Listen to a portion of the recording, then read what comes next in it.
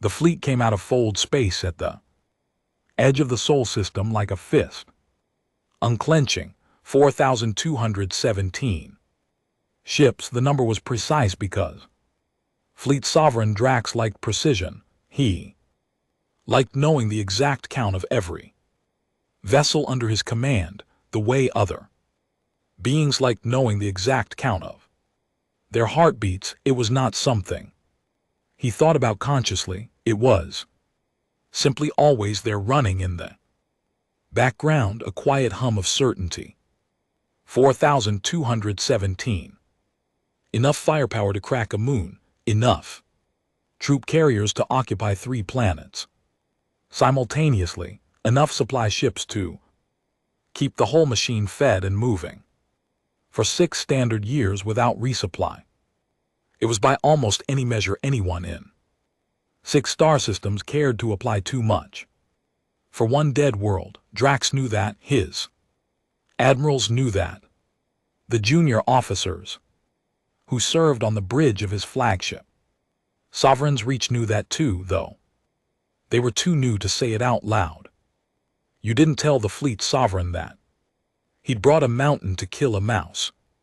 Not on your first campaign, not on your second either, but the math was plain.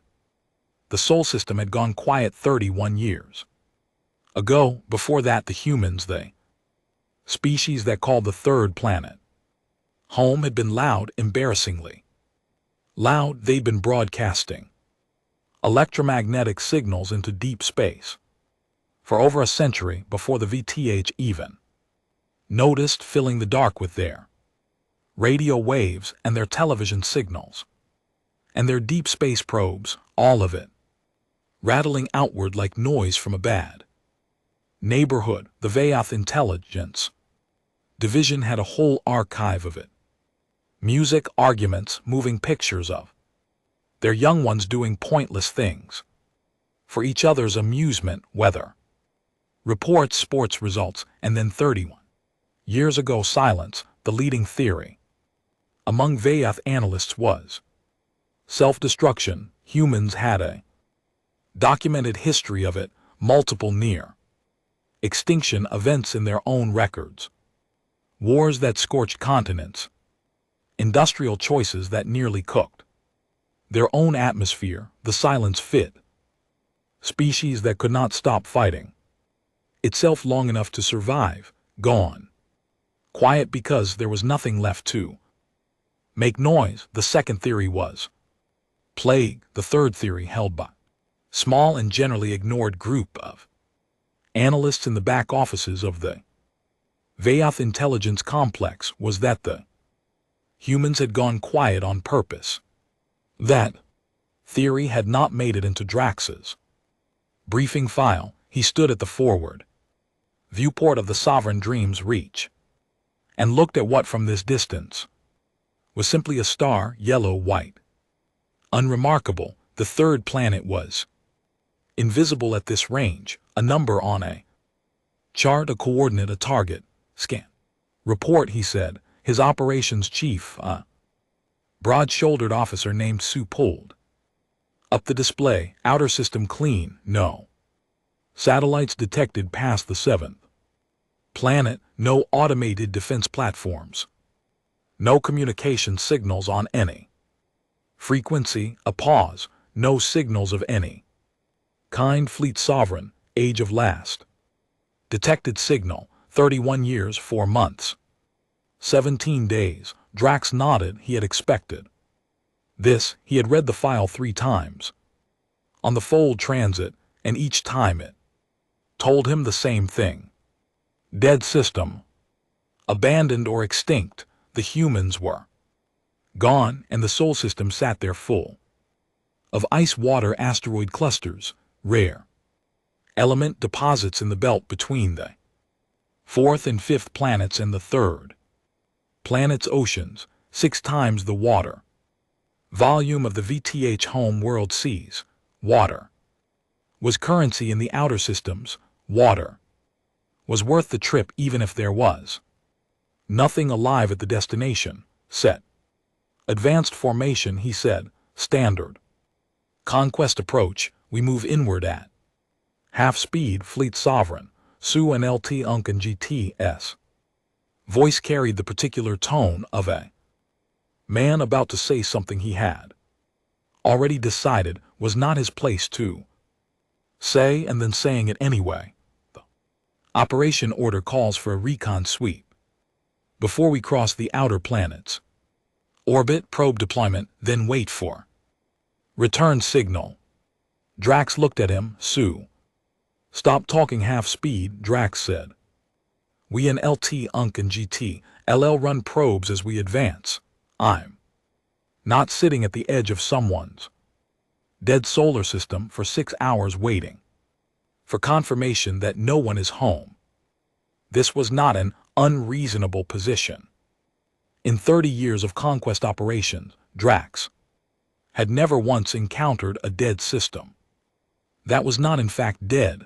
The probes were protocol, not necessity. Protocol existed for a reason, but so did momentum, and 4,000 ships moving at half speed toward an empty target was already more caution than the situation warranted. The fleet moved. Neptune passed on the port side, a blue bruise in the dark, ringed by 2 small moons that the Vayoth charts described as negligible. No installations, no mining operations, nothing.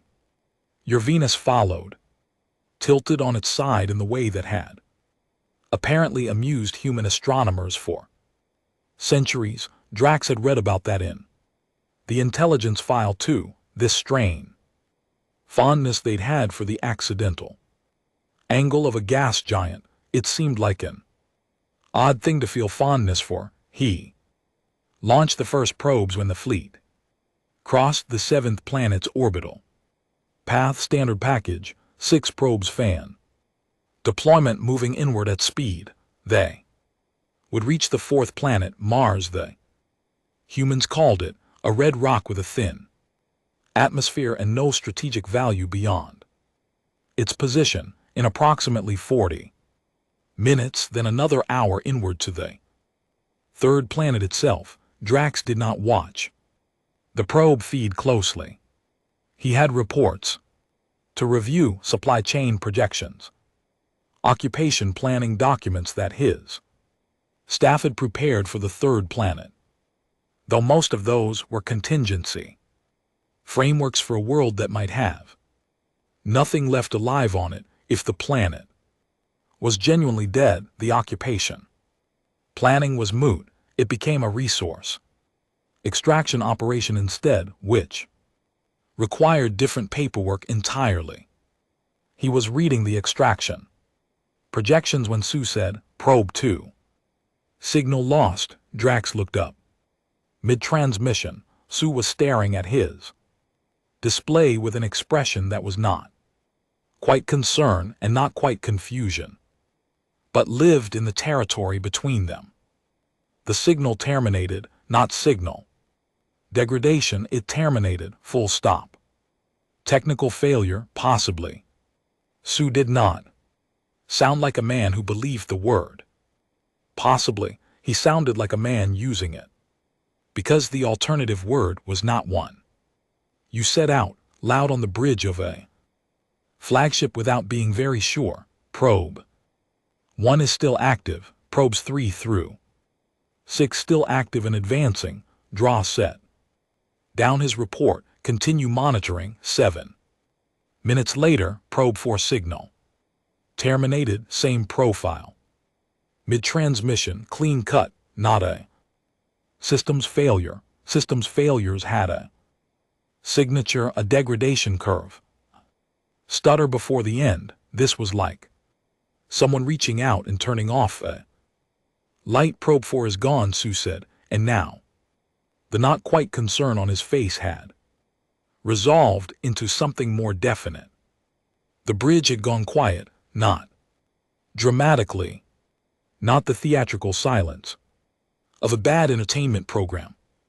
Every officer stops and stares, just the particular quality of silence that falls over a group of professionals when Something they don't understand has happened twice. Where were they when they went dark? Drax asked. Sol checked. Both probes were approaching the fourth planet's orbital path. Probe 2 was approximately 200,000 km inward of the seventh planet's orbit. Probe 4 was he stopped was what was in almost exactly the same position, different vector, same distance band. Drax stood up. There was a region of space apparently running along a band roughly 200,000 km inside the seventh planet's orbit where probes went dark. 2 data points were not a pattern. 2 data points were a coincidence.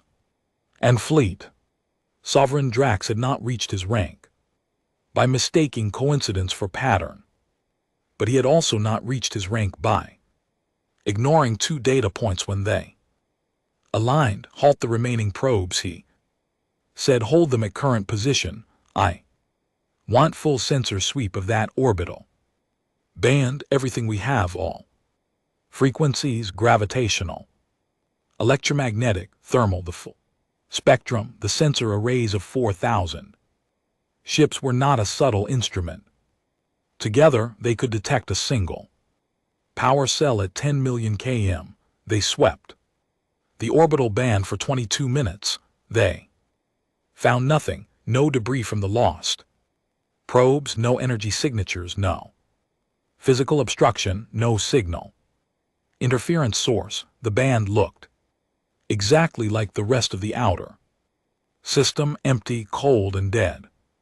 Drax stood at the viewport and looked at the star that was getting slowly larger as the fleet advanced at half speed, and he thought about the 2 probes, and he thought about 31 years of silence, and he thought about the small group of analysts whose theory had not made it into his briefing file. He thought about that for a while. Resume probe advance, he said. All 4 remaining probes, and get me a direct channel to the fleet.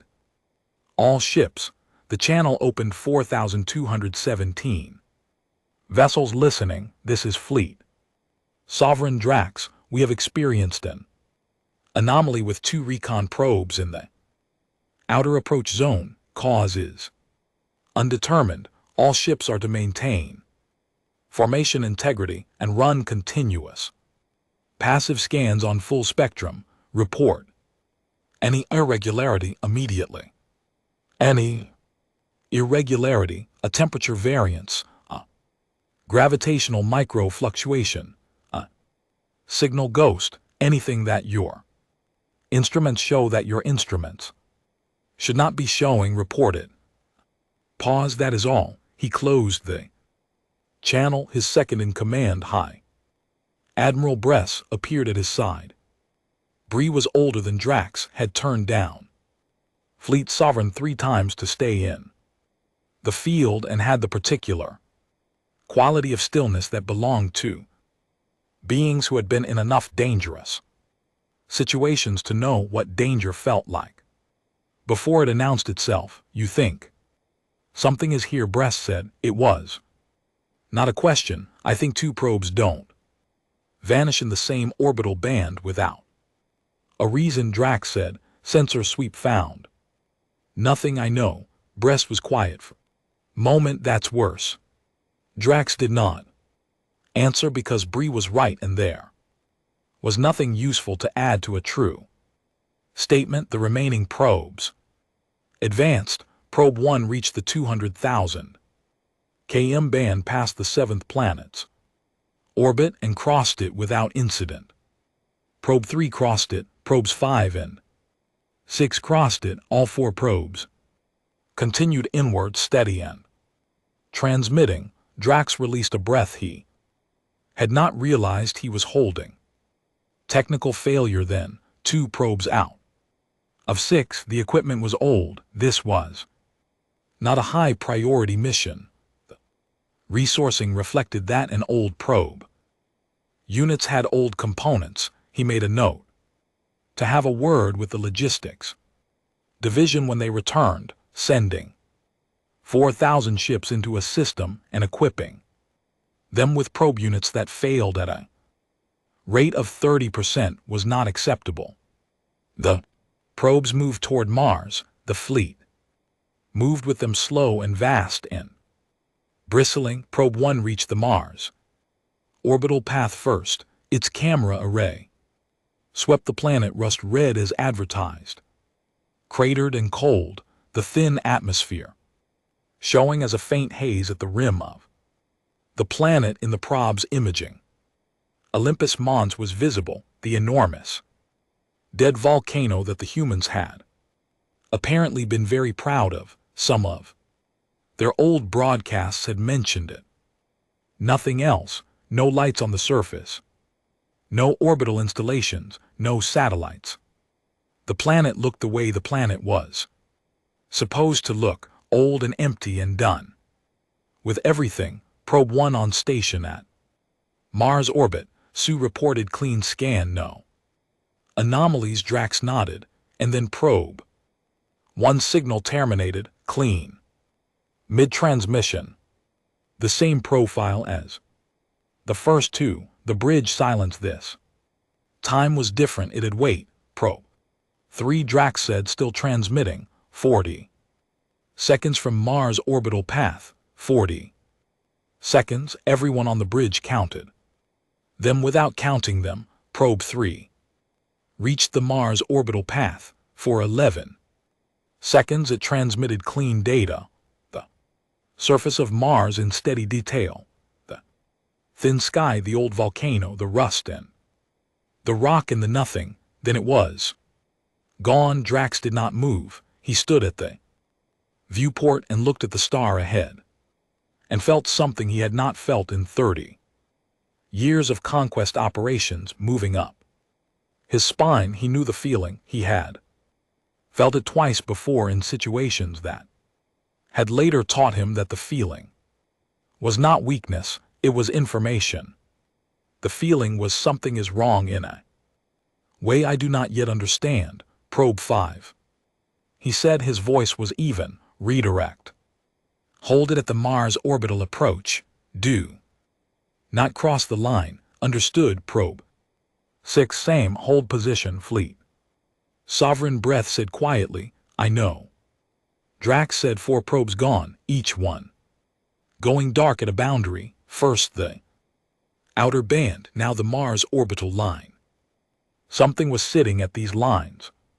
Something that their sensor sweep of 4,000 ships had not found. Something that could reach out and touch a probe in transit and leave no trace, no debris, no energy signature, nothing.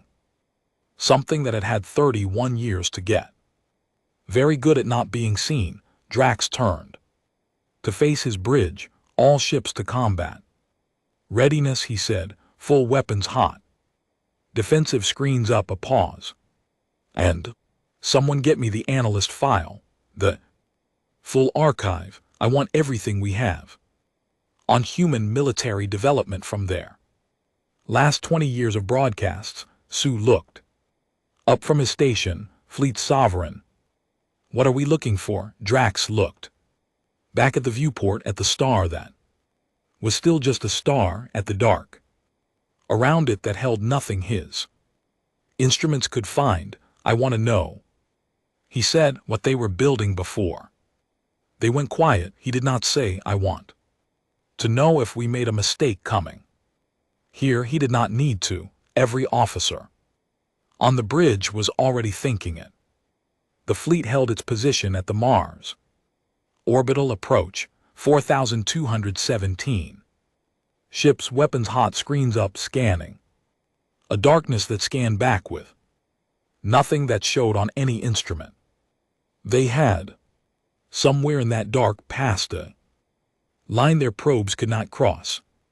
Something was waiting. It had been waiting for 31 years, and it was not in any hurry. The order to send in the recon wing was not made in panic.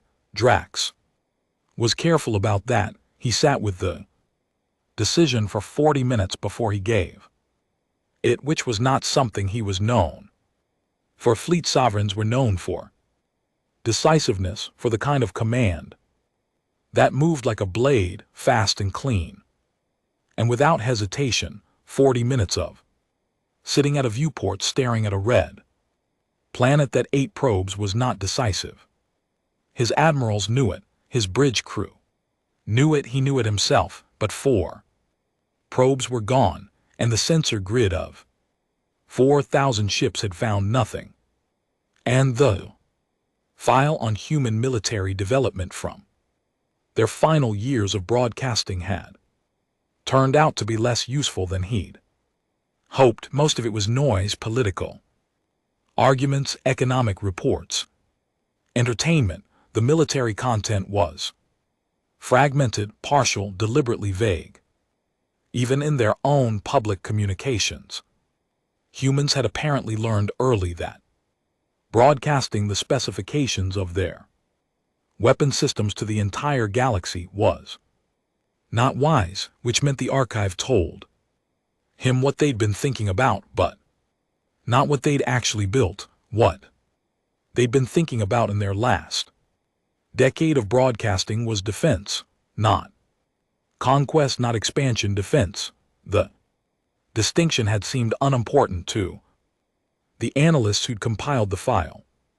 A species preparing to defend itself was a species that expected to be attacked, and a species that expected to be attacked was a species that knew it was not alone, and a species that knew it was not alone was either building a wall, or building a weapon, or building both. What they'd built, the file could not tell him. 40 minutes, then Drax gave the order. 60 ships, his best recon wing, fast, well-armed, piloted by officers who'd run a 100 approach operations. Between them, not enough to glass a planet, but more than enough to deal with whatever was sitting at the Mars orbital line and making probes disappear. 60 ships could handle a defense platform, a minefield, a hidden installation. 60 ships were, by any standard calculation, serious. Wing Commander Subblade Vex took the assignment without comment, which was how Drax knew she was the right choice. Officers who asked questions before a recon run were officers who were already looking for reasons to come back early.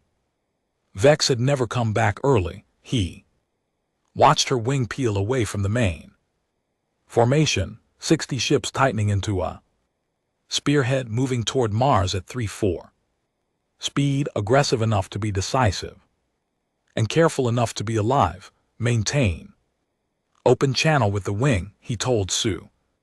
Channel open. The wing moved. Drax watched the formation on the tactical display. 60 points of light closing the distance to the red smear of Mars in the display scale around him. The main fleet held position, 4,000 ships running hot. In the dark, waiting, Vex's voice came over the channel. Clipped end. Professional, wing at outer approach. Scans negative, nothing on any band. Understood, Sue said, moving to mid. Approach still negative, a pause, and in the pause was the particular quality of someone who was checking their instruments a second time, not because they doubted them, but because the instruments were telling them something.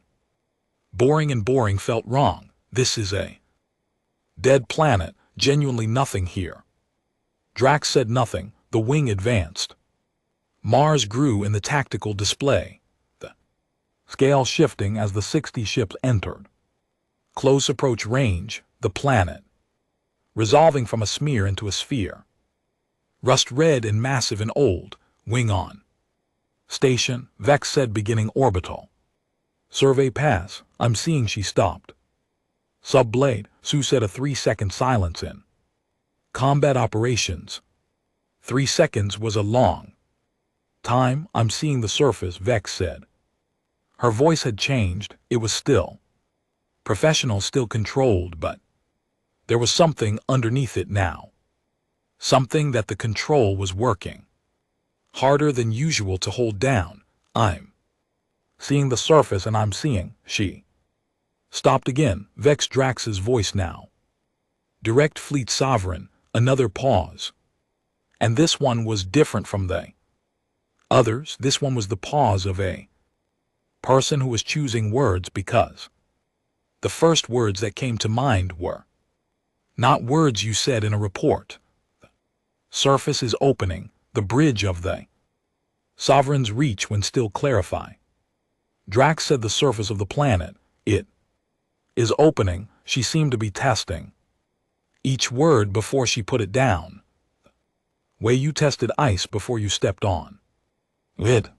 There are, I'm counting, there are doors, Fleet Sovereign, in the rock, cut into the rock. They are large, they are a beat, they have been there a long time. The rock around the seams is weathered. These are not new. Driz stood up from his seat. He had not done that in the 40 minutes of sitting. He stood now without deciding to stand. Way your body makes certain decisions before your mind finishes the thought. How many doors? He said. The silence that followed lasted 4 seconds. He counted. I'm still counting, Vex said. I Fleet Sovereign, I need you to understand that I am giving you accurate numbers. I am looking at my instruments and I am giving you what they show me. How many? North face of the large volcano alone. Olympus Mons. I'm reading 47 doors. I'm scanning south now. And a sound that was not quite a word. The whole planet. They cut doors into the whole planet. On the tactical display, Drax watched the 60 points of light that were Vex's wing begin to spread out reflexively, pulling apart from the tight spearhead into looser formation. The pilot's instincts responding to information that their minds were still processing. Hold formation. Vex snapped at her wing and the points tightened back up. She had good people. What is coming out of the doors? Drax said. Another silence, and then Vex said something she had never said in 40 years of service. She said it quietly, in the voice of someone who had looked at a thing and needed a moment before they could make it mean something. Ships, she said. Human ships. They are rising in formation. Fleet Sovereign, they are rising in for information. Drax turned to his tactical display and pulled the feed directly from Vex's wing sensors, and the display filled with what the wing was seeing. And for a moment, a fraction of a moment, that he would never admit to anyone, not even Brest, he could not process the scale. The ships were rising from the surface of Mars the way smoke rises from a fire, steady and even and without urgency. Each one came up through its door and took position in the space above the planet, and the position it took was not random. They were slotting into a formation the way components slot into a machine, each one knowing its place, each one moving with the precision of something that had rehearsed this moment so many times. The rehearsal had become instinct. They were not small ships. Some of them were larger than anything in Drax's fleet. Not most of them. Most of them were comparable in size to his mid-range combat vessels, but some of them were very large, and those large ones rose last. And when they took their positions in the formation was complete, and it sat there above Mars like a second moon, and it said nothing, and it did nothing, and it simply was. Count Drax said. Sue was working his instruments. The bridge was so quiet that Drax could hear the sound of Sue's fingers on the panel. I'm reading. Sue stopped. Read, Fleet Sovereign. I am reading 587 vessels of human configuration across all size classes. Another pause, plus the doors are still open. They were still open and more ships were still coming out. Drax watched the count climb. 600, 650, 700. The doors on Mars were not finished. Planet had not given them everything. Yet, ship after ship slid out of the rock and took its place in a formation that kept expanding, kept adding to itself, kept becoming more than it had been 30 seconds ago. Vex's wing of 60 ships sat in the space between the main Vaoth fleet and the human formation, and they were very, very quiet. At 800 vessels, Drax said, "Vex, back your wing off, hold at 10,000 km from the human formation. Moving now," Vex said, and her voice was steady again, which Drax respected because nothing about what she was looking at warranted a steady voice. The human ships did not move when the wing pulled back. They held their formation above Mars, and they did not advance, and they did not speak, and they did not do anything except exist in a way that was getting harder to look at. Directly, 900 ships fleet sovereign. Brest said at his side, "I see it. Construction time for vessels of these specifications. I know they started before they went silent. I know, Brest." Because that was the part that was hitting him now, not the number. The number was still climbing and would keep climbing for another few minutes, but the time, the 31 years of silence, the humans had not gone quiet because they were dead. They had not gone quiet because they were afraid. They had gone quiet, and they had put their heads down, and they had built for 31 years inside a planet in the dark, in the silence they had built. This was not a defense force assembled in panic. This was a thing that had been planned and constructed and hidden and rehearsed, and the planning had started at least a decade before the silence, which meant that somewhere around 40 years ago, a group of human beings had sat in a room and decided that the galaxy was dangerous, and that the right response to a dangerous galaxy was not to make noise and hope for the best, but to go quiet and build something that made the danger irrelevant. The count reached 940, then 950, then the doors of Mars stopped opening. The last ships took their positions. The formation sat complete and still above the red planet, and the number on Sue's display held 961 vessels.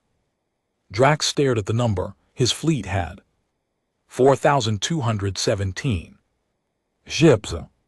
On paper, he still had the advantage. On paper, he outnumbered this force by more than 4-1, but 4-1 only meant something if you knew what one was worth. He did not know what one human ship was worth. He did not know what weapons they carried, what defensive systems they ran, what their tactical doctrine looked like. He knew nothing about them except what their ships looked like from the outside, and their ships looked at from the outside did not look like the ships of a species that had been hiding in a planet for 30 years out of fear. They looked from the outside like ships that had been designed by people who knew exactly what they were building them to do. "Vex," he said, "Fleet Sovereign, what is your tactical read?" A pause.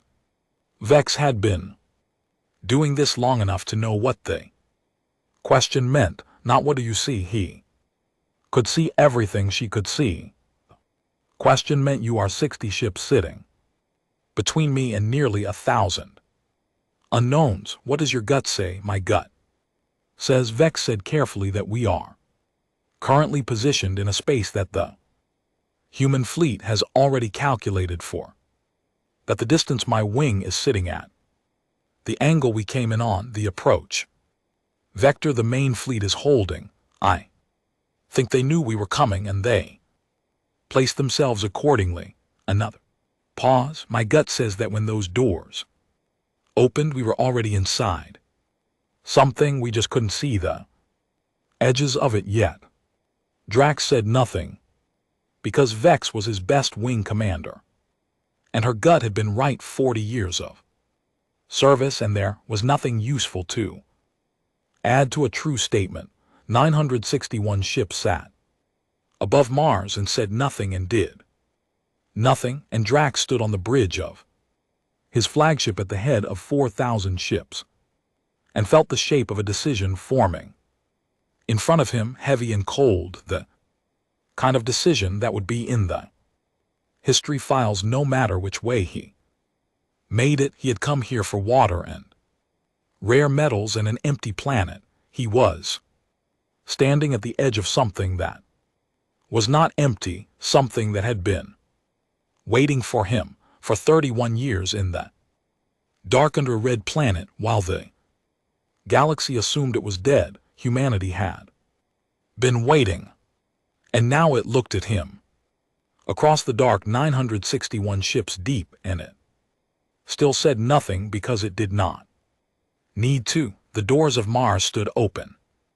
behind it like a statement. We have more. The transmission request came from the human formation 17 minutes after the last door on Mars stopped opening. Not a weapons lock, not an advance, a transmission request. The protocol flag on it was standard interstellar first contact format, the kind of flag that every spacefaring species used when they wanted to talk to someone they had not talked to before. Clean, formal, and utterly surreal, coming from a species that had spent 31 years pretending not to exist. Drax stared at the flag on his communications panel for a long moment. Bree, standing at his right side, said nothing. He was good at that. Accepted. Dra said. The channel opened. The voice that came through was a woman's voice. It spoke in Voth, not perfectly. There was a slight flatness to the vowels, the accent of someone who had learned the language from recordings rather than from living speakers, but it was clear and fully intelligible, and it did not stumble. She had practiced, or someone had practiced on her behalf, and she had been handed the result, and either way, the effect was the same. The first thing humanity said to the Vayoth Armada was said in the Vayoth's own language. That was a choice. Drax noted it the way you noted a blade being set on the table before negotiations, not a threat, an indication of preparation. Fleet Sovereign Drax, the voice said. My name is General Yara Chen.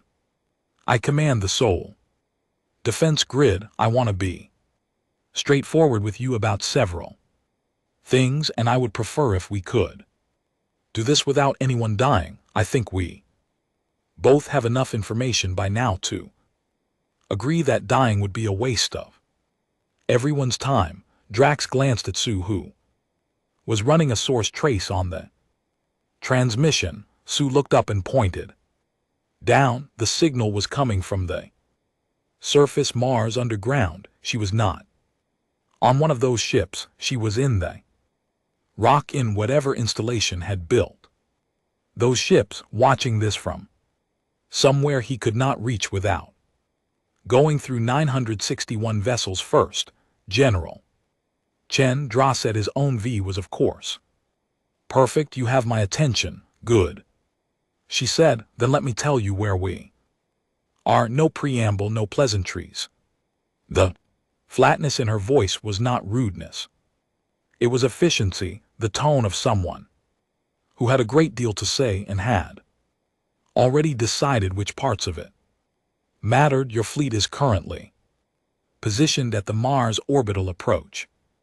Roughly 1,200 of your ships have crossed what I'll call the engagement threshold, the Mars orbital line, and a band in the outer system. The remaining 3,000 or so Ships are outside that threshold. I want to explain what that distinction means before you make any further movement. Decisions. Drax said nothing. He was listening to the words and listening to what was under the words at the same time. She was not angry. She was not performing strength for the benefit of her own people. Her voice had no audience in it. None of the slight inflation that crept into voices when they were being recorded for history.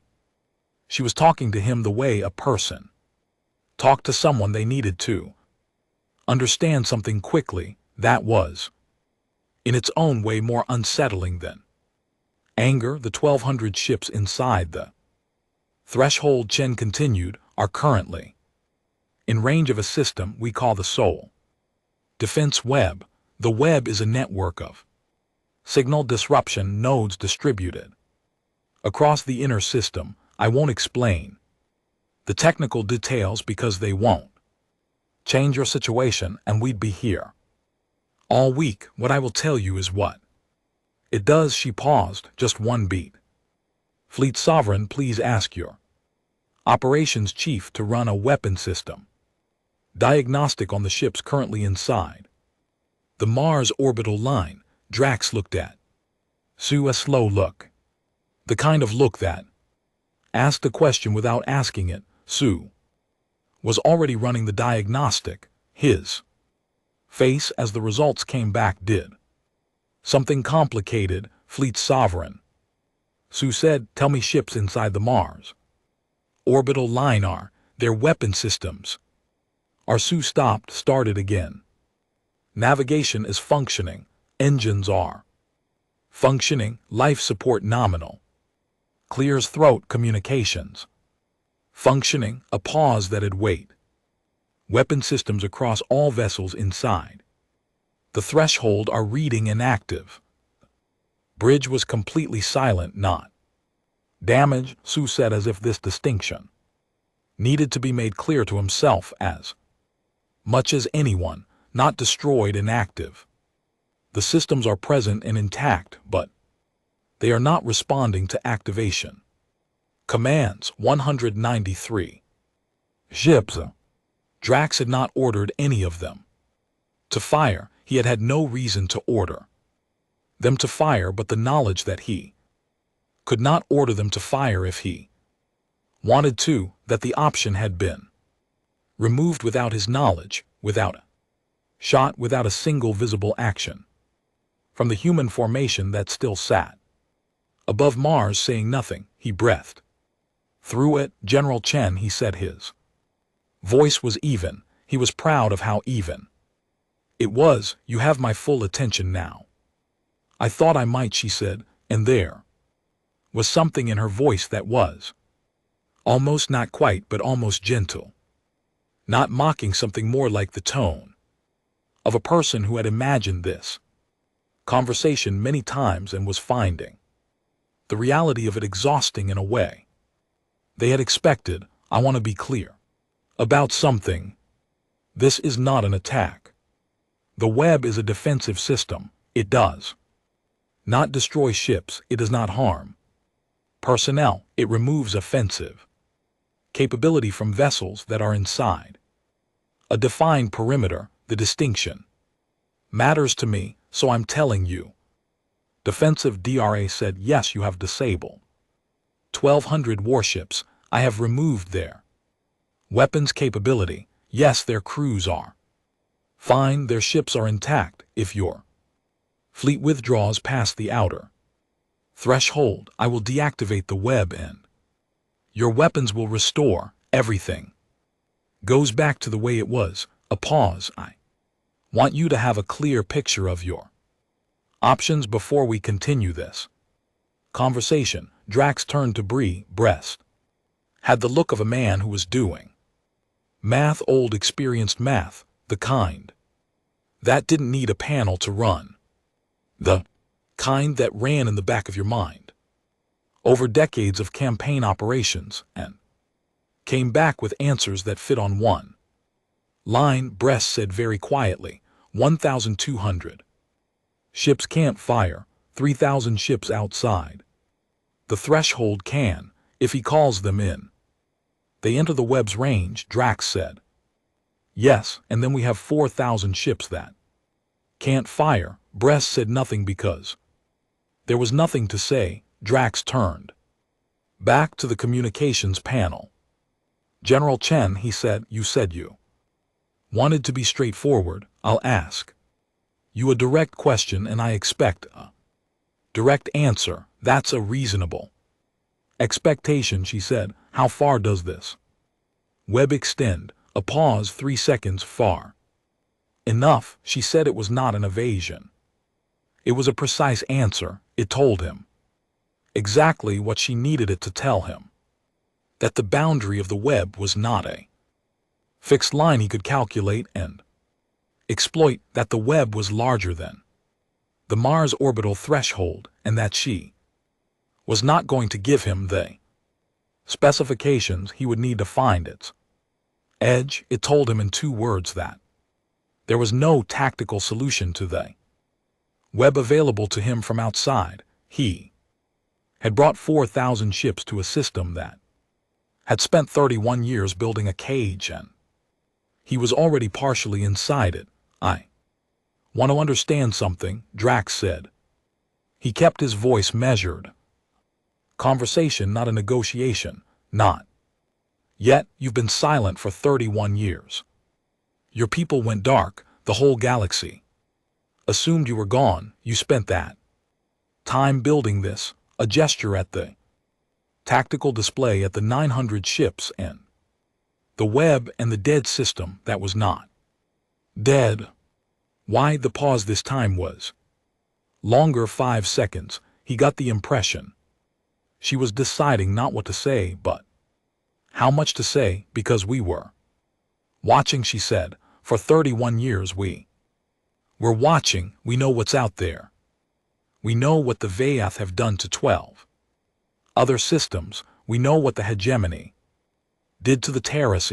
We know what happens to species that make noise before they're ready. The flatness in her voice stayed flat, but underneath it was something that had been carried a long time. We decided to be ready first. Drax sat with that. Ready first, not first to strike, not first to expand, first to be ready. On his tactical display, 1,200 of his ships sat in a perimeter they could not shoot their way out of.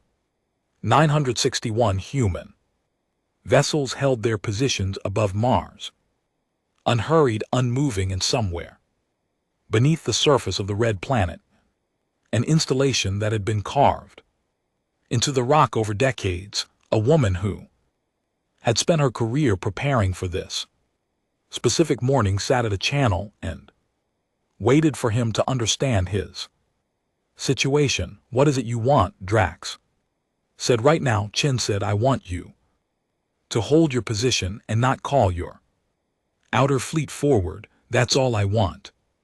30 minutes a beat. After 30 minutes, you'll have enough information to make a real decision, and I want you to make a real decision. Fleet sovereign, not a panicked one, not a proud one, a real one.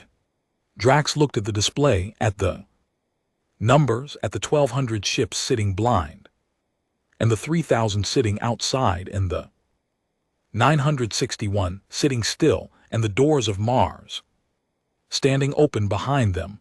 You have 30 minutes, he said. Thank you, she said. The channel stayed open. She had not closed it. Drax turned to his bridge crew, who had been standing in the particular stillness of people who had understood every word of a conversation in a language they didn't speak, and were waiting to be told what it meant. Stat on outer fleet, he said, holding at threshold. Sue said, all ships on combat ready, awaiting orders. Hold them there. Drax moved to his tactical station and pulled up the full system display. The whole solar system, all the way from the outer planets in the web's known boundary, the human formation, the Human installation inside Mars, he stared. At it breast appeared beside him. She's not wrong about the 30 minutes breast. Said no if you call the outer fleet, and I know 4,000 ships inside a web we can't map with no weapons capability. Breast was quiet for a moment against 961 vessels whose specifications we do not have. Drax said nothing. She offered withdrawal. Breast said weapons restore. On withdrawal she offered at once, yes. They stood side by side looking at the display.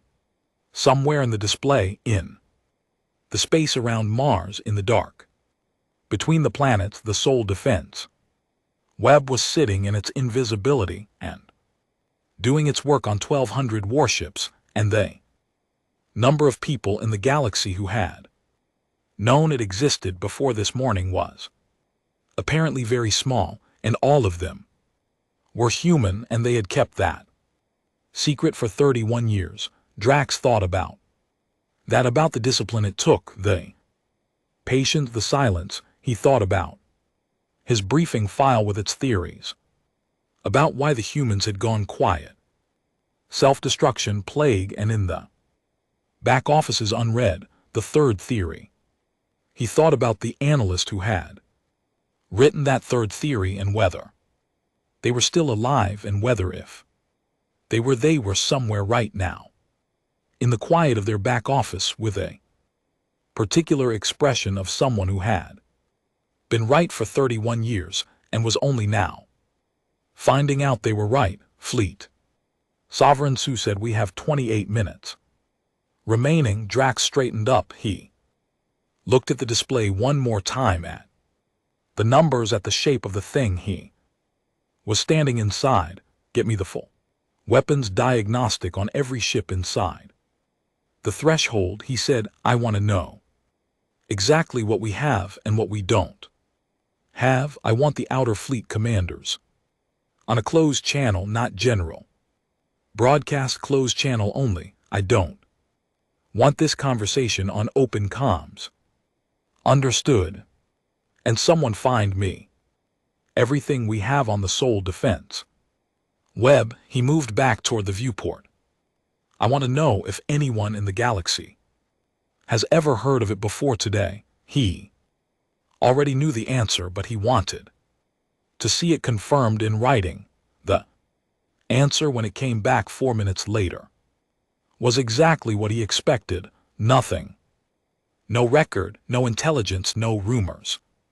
No mentions in any Vayoth archive, any shared intelligence treaty database, any intercepted communication from any space faring species in the last 31 years. The humans had built it and told no one. For 31 years, in the silence they had built the thing that was currently holding 1,200 of his ships in a fist. They couldn't feel, and not a single signal about it had leaked into the galaxies. Noise, not one. He stood at the viewport and looked at the yellow-white star ahead of him and thought about the kind of people who could do that, who could take an entire civilization off the air and put it to work on a single secret long project and hold that secret for 3 decades against every natural human tendency to be loud, to share, to broadcast, to tell someone what you'd made. The kind of people who could do that were not the kind of people you found. In his briefing file, he had 24 minutes left, and for the first time in 30 years of conquest operations, fleet Sovereign Drax used them to think. 30 minutes passed. Chen did not fill them. She left the channel open and said nothing, which was either courtesy or a form of pressure so refined it barely felt like pressure at all. Drax had spent the time doing what he'd said he would do, talking to his outer fleet commanders on closed channel, reviewing the weapons diagnostic, staring at a display that kept showing him the same numbers no matter how many times he looked at it. The numbers did not Improve. When the 30 minutes ended, he opened the channel. General Chen Fleet. Sovereign, her voice came back. Immediately, she had been waiting. Have you made a decision? I have a question. First, he said, go ahead. The web, he kept his voice level. You said it's a defensive system that it removes weapons capability without causing damage. He paused. I want to know if that's the full extent of it, if there are other capabilities you haven't described. A silence longer than her previous ones. That's a fair question, she said, and I'll answer it honestly. The web is one part of the soul defense grid. It's not the only part. Another pause. If you're asking whether I have options beyond disabling weapons, yes, I do. I prefer not to use them. I'd strongly prefer not to use them, but they exist, and I think you should know that before you decide anything. Drax looked at Bree. Brest looked back at him with the face of a man who had already done the math and did not like the answer. I'm going to call forward 500 ships from my outer fleet, Drax said. Into the threshold, into your webs. Range. A beat of silence. Fleet. Sovereign Chen said carefully, I'd advise against that. I understand your advice, he said. I'm calling them forward anyway. Another silence longer.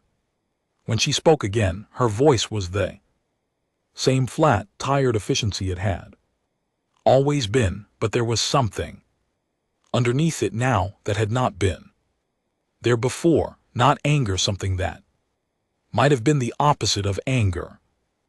Kind of controlled sadness, the feeling of someone watching a thing happen that they had spent years hoping would not happen. All right, she said, I want you to know that what you're about to see is not meant as a demonstration of superiority. It is not meant to humiliate you or frighten you. It is meant to give you accurate information so that you can make a better decision.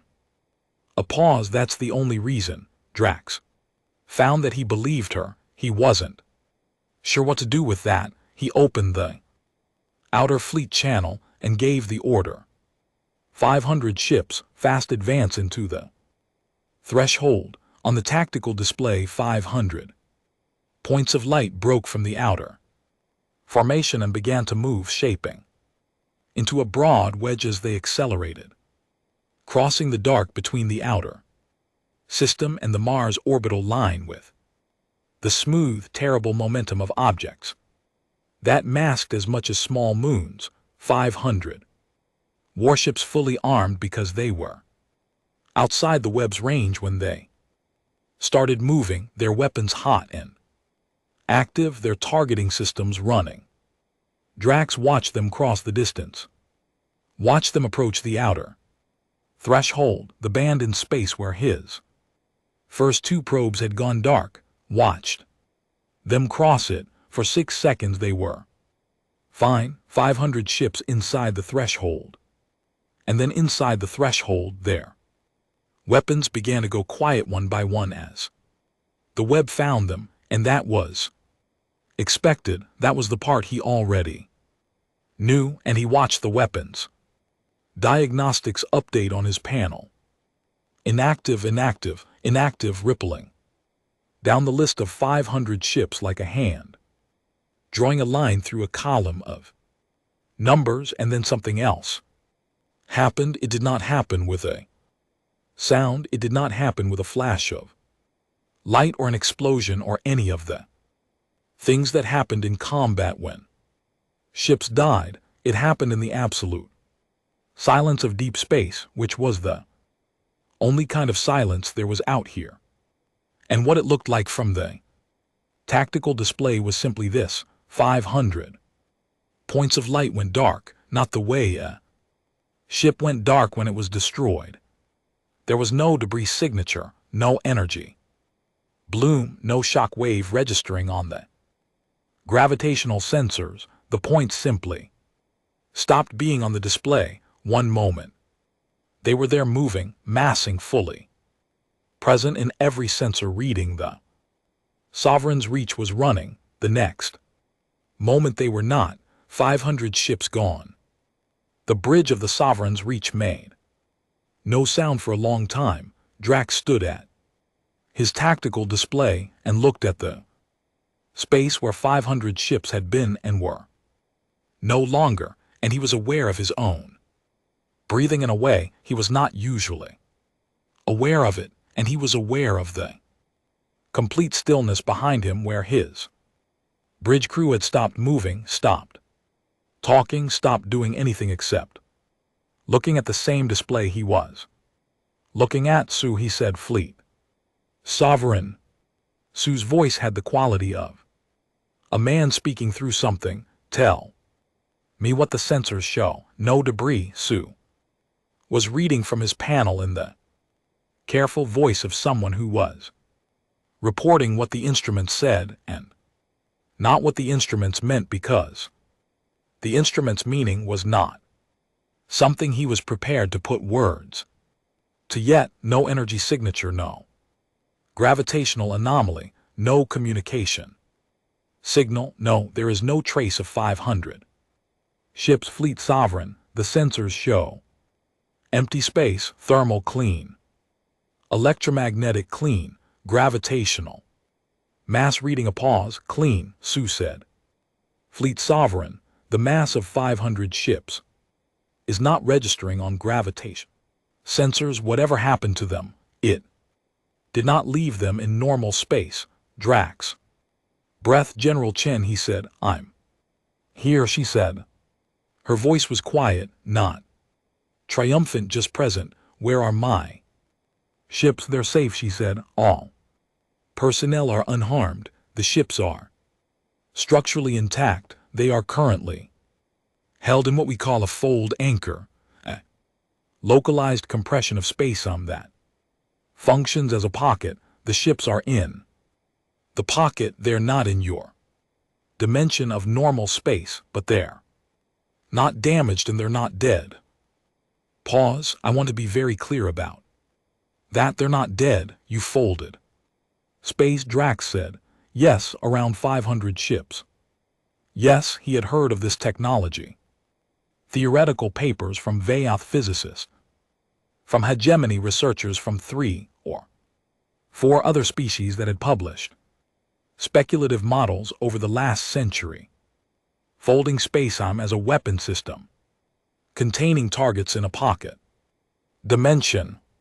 Every paper had concluded the same thing, that the energy requirements were so vast, the precision so extreme, that a functional system was at minimum a century away from any known civilization's capability. Every paper had been written by people who did not know about the soul defense grid.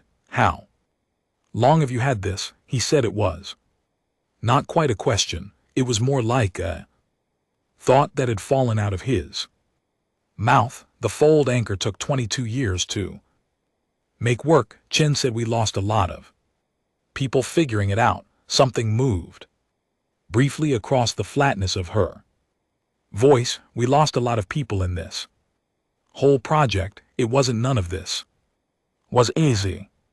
I want you to know that I'm not standing here telling you about fold anchors and defense webs because any of it was cheap or simple, or because we're trying to intimidate you for sport. Briefest pause. We built this because we had to, because the math of the galaxy said we had to. Drax said nothing. In the room behind him, in the stillness of the bridge, he heard something he had not expected. A voice, young, lower ranked, not someone who should be speaking on the bridge of a flagship during a command-level negotiation. Sir, the voice said, one of his junior officers' first campaign. Drax should have silenced him. Protocol was clear. He didn't speak. Drax said. Were the humans, were they always like this? Did they always have this? Before Drax could answer, a different voice spoke. Older. The weapons chief, a 20-year veteran. Named Core, who had been to war 9 times and spoke rarely and accurately. No, Core said, they became this. Pause, there's a difference. The bridge was quiet again. Drax turned back to the display at the space where 500 ships used to be, and above Mars were 961 human vessels still held there. Position still unmoving, still saying nothing at the outer threshold where his remaining outer fleet sat in combat. Ready formation, waiting for an order. I want to ask you something, he said too. Chen, not tactical, not about the grid. He chose the next words carefully. My intelligence file on your species, it goes back 120 years of your broadcasts. You were loud, you fought each other. You nearly destroyed your own planet. Multiple times.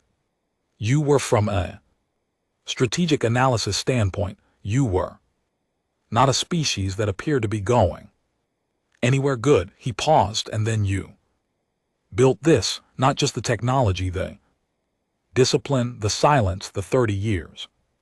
He paused again. What changed? The silence on Chen's end was the longest, yet long enough that Drax wondered if she was going to answer at all. We got scared enough, she said finally. Just that. No elaboration, no history lesson. 4 words dropped into the channel and left there, and Drax understood that he was not going to get more than 4 words on this subject, and that those 4 words were the whole answer, as complete as an answer could be. A species scared enough to go quiet, scared enough to work in the dark, scared enough to give 40 years to a project most of its people would never know about, that would not benefit anyone alive when it started.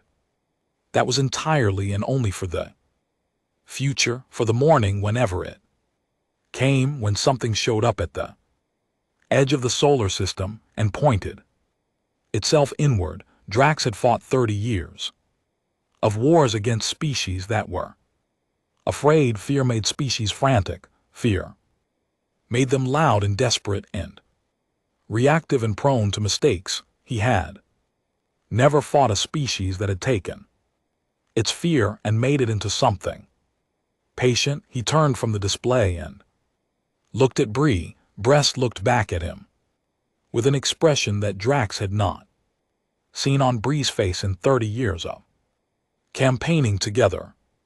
Bree, who had turned down Fleet Sovereign 3 times, who had been in enough dangerous situations to stop being surprised by danger. Brest looked like a man who had just finished revising something, had believed for a very long time. Your outer fleet, Chen said, you have roughly 3,000 ships still outside the threshold. I want to tell you clearly what happens if they come forward. Not a threat, a statement, the voice of someone reading from an accurate report. They enter the web, their weapons go inactive, and if I determine that the collective advance constitutes an aggressive action rather than a positional adjustment, I activate additional fold anchors. A beat. I don't want to hold 3,000 ships in fold space. Fleet Sovereign, I want to be honest. The energy draw of that would be significant even for us, and more. Practically, I don't want to hold 3,000 ships because that is not what any of this was built for. Her voice shifted.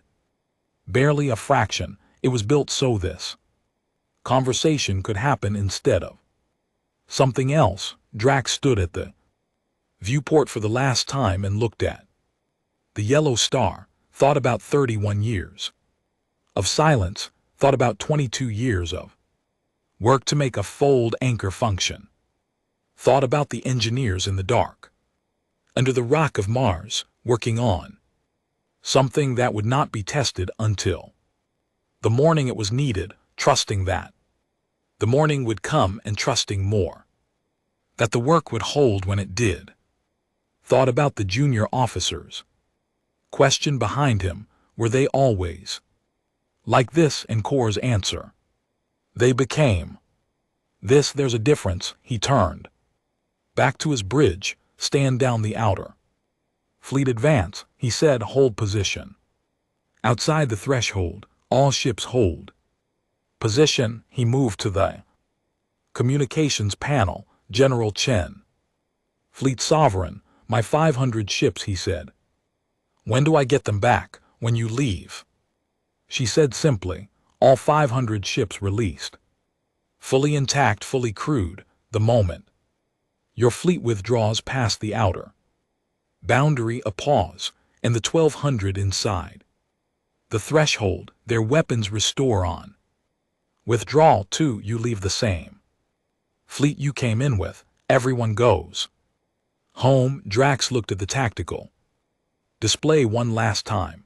4,217 ships, his fleet. The number he'd held in the back of his mind since the moment they came out of fold space at the edge of this system, constant as a heartbeat. It was still there, all of them still existed. That was not nothing. He thought about the 6-star systems that called him Fleet Sovereign, and what he would tell them when he returned, and what they would do with he told them, and whether any of it would matter against the simple fact of what humanity had built in the silence, and what it meant that they had built it. He would deal with all of that later. Right now he had one decision, and the decision was clear. I'll need time to consider withdrawal terms, he said. Of course. Chen said, I'm not going anywhere. Pause. Neither are we, she added. And it landed with a quietness that hit harder than a shout. Drax closed his eyes. Open them. Give me 2 hours, he said. You have 2 hours, she said. The channel stayed open. She left it open. All the channels, all the time. Nothing to hide. Nothing that needed privacy, because she held 500 of his ships in a pocket of folded spacetime, and 1,200 more in a web that turned warships into furniture, and there was nothing he could plan in 2 hours that the sole defense grid could not answer, and she knew that, and she knew that, he knew that, and still she gave him 2 hours, because that was the kind of people they were, the kind that had become this. The 2 hours passed the way long hours pass when there is nothing useful left to do. Slowly, and with the particular quality of time that has already been decided but has not yet caught up to itself, Drax spent them the way he said he would, thinking. He pulled every file he had, not just the intelligence archive on humanity. He'd read that twice already, and it had stopped being useful. He pulled the tactical assessments from his fleet commanders, the engineering reports on the weapon systems that had gone quiet inside the web, the preliminary analysis from his science division on what the fold anchor might mean in terms of the physical principles behind it. He read all of it. He read the parts that confirmed what he already knew, and the parts that told him things he hadn't known. And at the end of 2 hours, the shape of the situation had not changed, but he understood it more completely, which was all he had asked of the 2 hours. In the room behind the bridge, in the small officer's ready room where Brest had retreated to give Draw space to think, Brest sat with the young officer who had spoken out of turn and had not been silenced for it. The junior officer's name was Ren. First campaign. 3 months out of the academy, he was sitting with his hands flat on the table and looking at them with the expression of someone whose understanding of the universe had shifted under him without warning, the way ground shifts in a quake, and he was waiting to see what was still standing when it stopped. Breast did not tell him what to think. He was not that kind of senior officer. He said, "You're going to write this down. When we get back, everything you saw today, everything you heard, you're going to write it in your own words, and you're going to keep it." Ren looked up. "Why?" "Because in 30 years you're going to be sitting where I'm sitting," Breast said, "and the person sitting where you're sitting now is going to need to know what this looked like from inside." Ren said nothing for a moment. "Do you think anyone will believe it?" he said. Breast thought about that. "No," he said, "not at first. Write it anyway."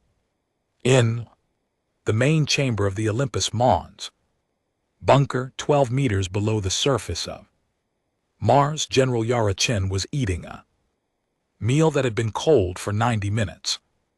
And had been cold for 90 minutes the last 3 times someone had brought it to her as well. She ate it without complaint. Cold food was not the kind of problem she had the energy to have feelings about today. Around her, the bunker operated at the particular frequency of controlled intensity, not panic. Never panic. The people in this room had trained too long for panic, but a kind of focused aliveness, every station manned, every display updating, the soft, steady sound of voices exchanging information in short sentences.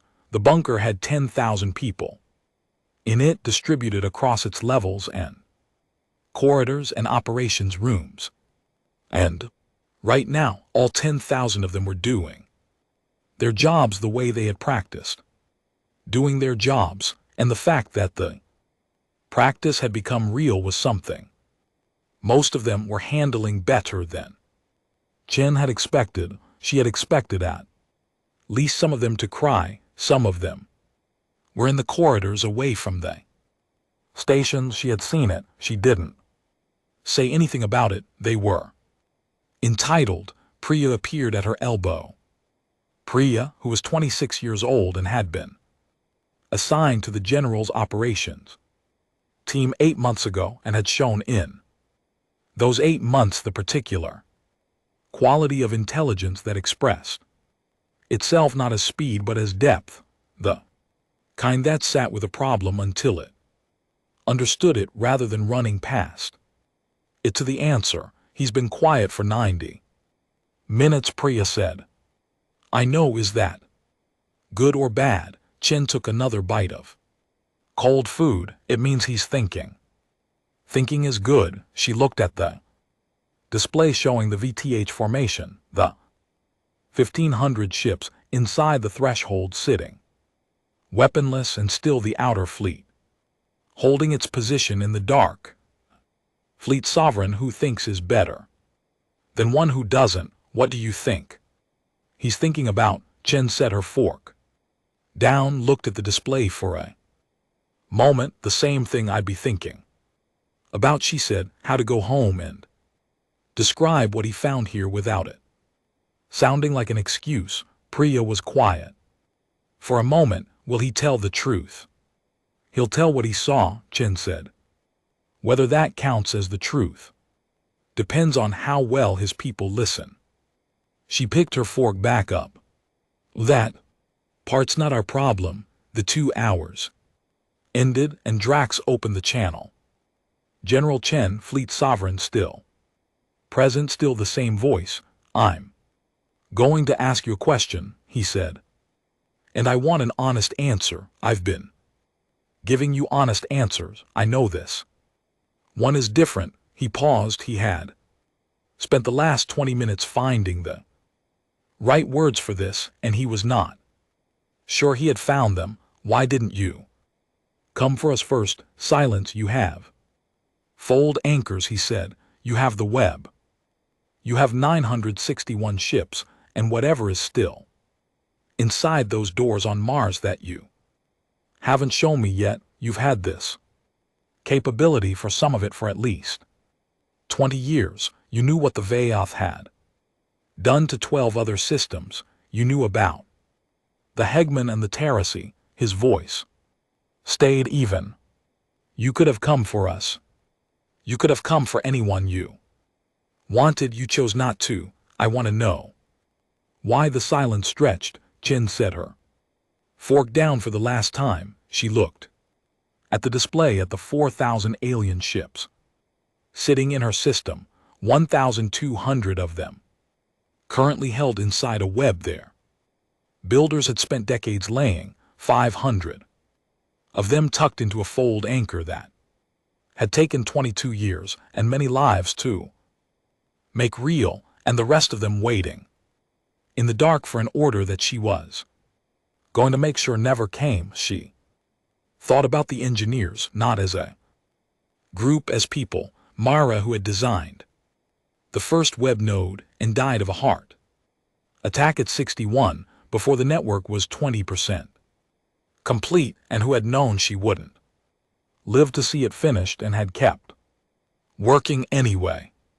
Jun, who had spent 14 years underground on the fold anchor project and come up blinking at the sun when it finally worked, and sat on the surface of Mars looking up at a sky he had almost forgotten the color of. The soldiers who had trained for 30 years for a war they had hoped every single one of those years would not come. She thought about what it had cost. Then she opened her mouth and gave Drax the answer she had been carrying for a long time. Because we're not you, she said. 3 words. She left them there the way you leave something down when you've carried it long enough. Drax said nothing. Not an insult, she said, a statement of fact. The Voth expand because expansion is what the Voth do. It's your history, your economy, your identity. The hegemony consumes. The Terrace were consumed.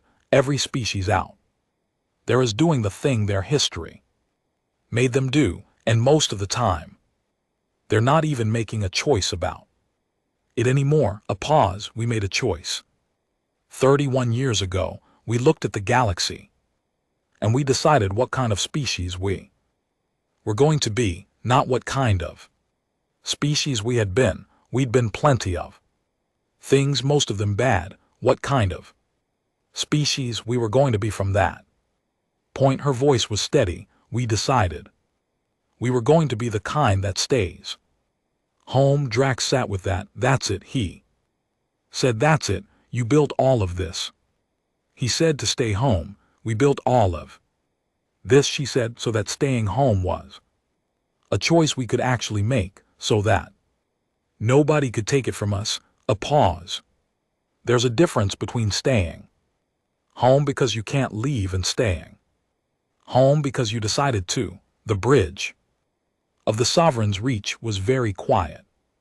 Drax looked at Brass, who had returned from the ready room and was standing at his side again, and Bree had an expression that Drax recognized, the expression of a man hearing something that was going to sit with him for the rest of his life. I'm going to withdraw, Drax said. I know, Chin said, and again there was that quality of not quite gentleness in her voice, the exhausted, careful thing. I'm going to make one request. Ask my ships, the 500 in the fold anchor. I want to talk to the crew of one of them, just one. I want confirmation that what you told me about the condition of the ships is true.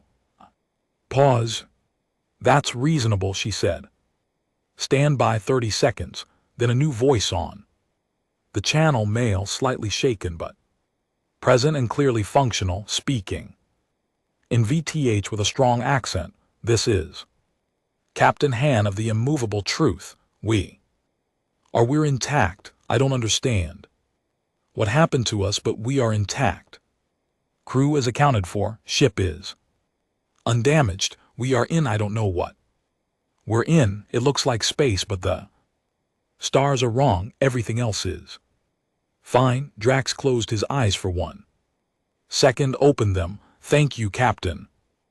He said. He closed the secondary channel. General Chen, he said, Fleet Sovereign, I'm broadcasting on all Vayath frequencies. I want you to hear what I say. The pause. All right, he opened the all-fleet broadcast.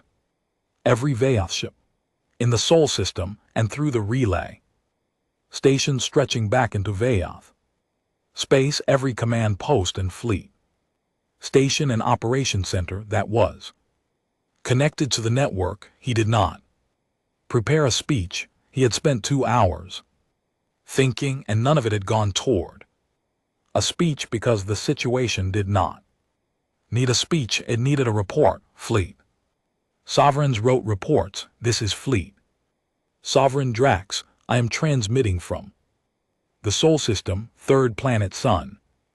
Current position at Mars orbital. Approach. The Sol system is not an unclaimed system. It is not a dead system. Humanity is present and functional and in possession of defensive technology that significantly exceeds our current capabilities. Details to follow in full after withdrawal. A pause. He chose the next words with care. The humans did not fire on us. They have offered withdrawal terms under which all fleet vessels are returned intact. I'm accepting those terms. The Armada will withdraw. He paused one final time. Do not come here.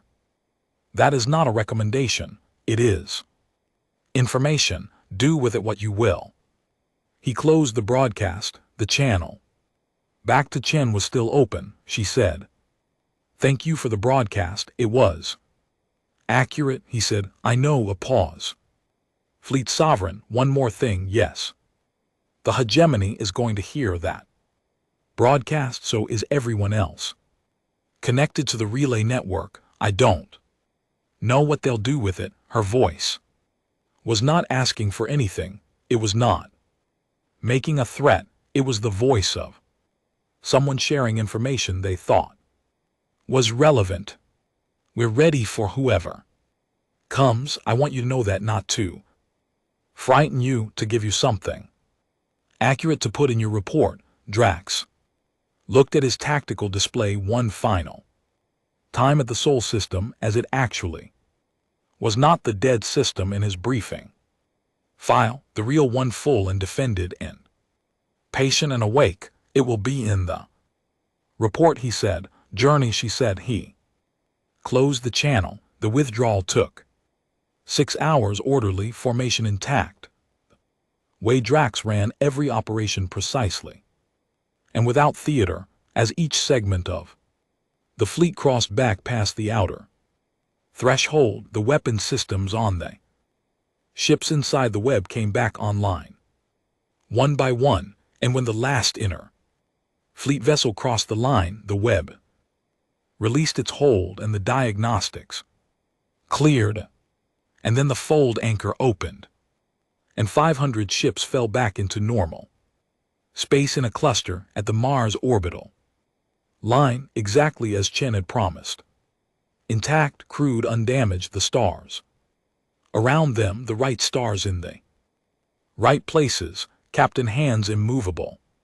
Truth sitting at the center of the cluster, slightly bewildered and fully functional. They joined the withdrawal.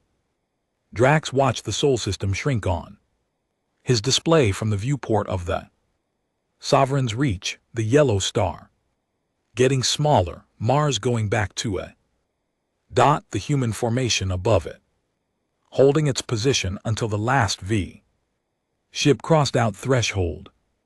And then, because Chen was apparently that kind of person, one of the human ships broke formation briefly and held position at the threshold line, not aggressive, just present, watching them go. Then it turned and rejoined its formation, and the threshold was empty, and the Sol system was behind them. He sent one final transmission before they entered fold space for the journey home. He directed it at the surface of Mars at whatever receiver was in the installation under Olympusman's, and he composed it alone at his station without Brest or anyone else involved, because that was how this conversation had begun. We came to take a dead world. We found something else. We will report what we found, what the rest of the galaxy does with this information is not my concern. We will not be returning. He read it over once, then added at the end a phrase that did not have an exact translation in any human language, but that the linguists on Earth would spend 3 years debating the rendering of settling finally on something close to, we did not know you were home. He sent it then. He took his fleet into fold space and was gone, in the bunker under Olympusman's, in the main chamber with the displays, and the 10,000 people, and the cold food, and the soft, steady sound of professional voices doing their work. Priya read the final transmission over Chen's shoulder. She read it twice. Then she said, "What do we do now?" Chen stood up, stretched her back. She was 53 years old and had spent a significant portion of those years underground. And the underground had opinions about backs that she had simply chosen to live with. She looked at the display one last time.